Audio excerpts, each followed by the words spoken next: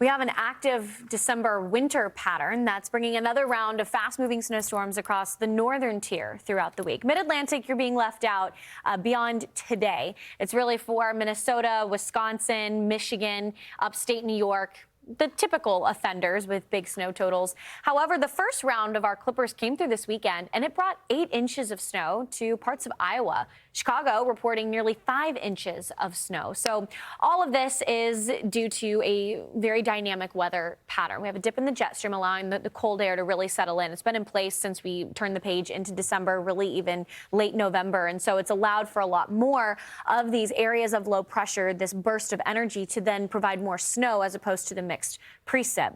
Although the next couple of rounds that are coming will be a bit further north than what we've seen over the last few weeks, and so that's allowing for more of the icing threat closer to the I-95 or I-94 corridor, rather.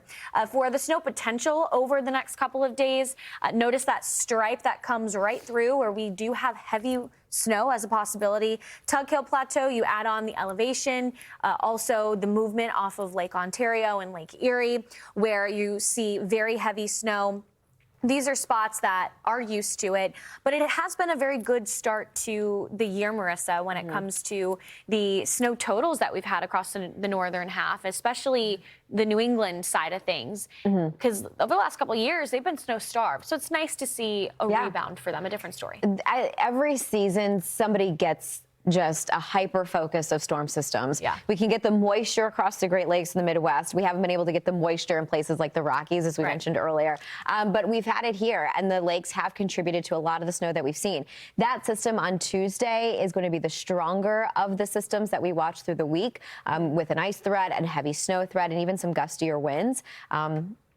You know, typically with clippers, they don't have a lot of moisture to work with. It's the enhancement from the Great Lakes, but that particular one on Tuesday is pulling in moisture from the west. Yeah, the wind threat, I think, is going to be on a more significant side. And even if you don't see big snow totals or heavy rain, the wind is enough to slow you down on interstates or with aircraft, too. We've got wind advisories for the northern Rockies, a lot of that also being influenced by our Pacific Northwest atmospheric river that's coming in. So really anywhere across the northern half of the United States, you're dealing with very gusty winds, close to 75 miles per hour in some instances. You can see how all of that starts to spread further south. So for I-80, high-profile vehicles, it could be a little bit sketchy driving going into Tuesday and Wednesday early morning.